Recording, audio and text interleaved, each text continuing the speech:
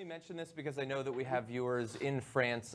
We told you yesterday that thanks to a donation of over €250,000 by Google, the next edition of Charlie Hebdo will have a circulation of at least 1 million. I don't believe that there are any places in LA where you can actually purchase a copy of it, although there is a possibility of that. So perhaps we could link up with a French citizen who might be able to send the Young Turks a copy of that. And you can kill people. Let me just remind these murderers, you can kill people. You can't kill an idea. And that's what they're trying to do.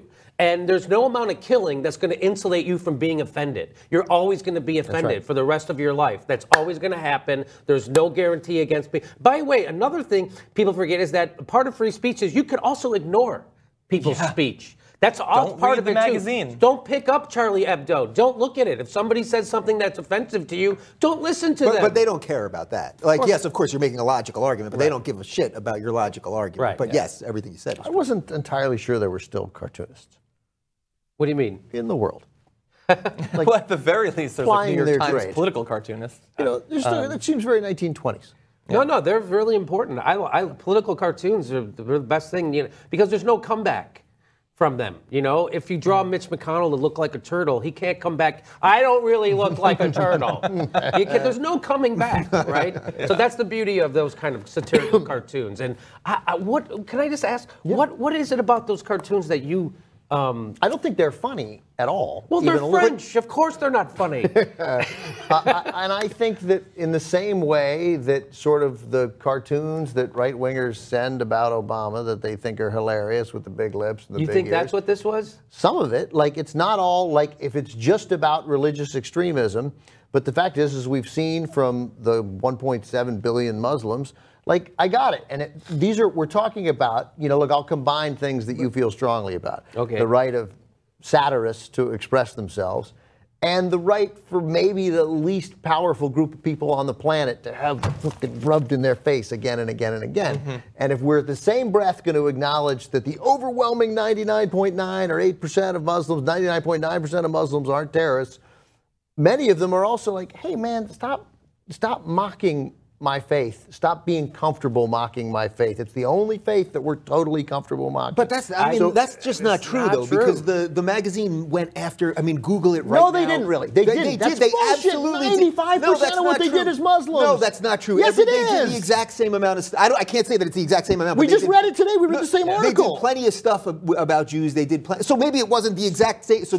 but is that the world you want to live in, where the magazine should all have the same exact percentage of 33.3%? I'm just saying why I don't think it was funny. Religion. I don't want to show of course, Shintoist in this episode. Whether it's funny or not is a moot point, because you're still allowed to be free. You're still allowed to have freedom of expression, whether it's funny or not. Well, and by the way, no one's arguing about their freedom of expression. By the way, here. some of them were incredibly clever. You know, there was one of the covers that had a picture of an ISIS guy, and he was beheading Muhammad, and Muhammad was saying, "I'm not the infidel." I mean, that's pretty clever and powerful stuff. And it wasn't just. Some of it were Muhammad getting ass raped. Yeah, and you know what? They were Jews as octopuses grabbing the whole world. That was metaphorical. And, you know.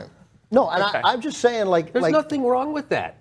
I think that day was when I officially decided to leave TYT. It was, I think, the day after Charlie Hebdo, and I was on air, and I don't remember who the other person was. Do you remember? It was Ben, and Jimmy was on with us also. And I think it was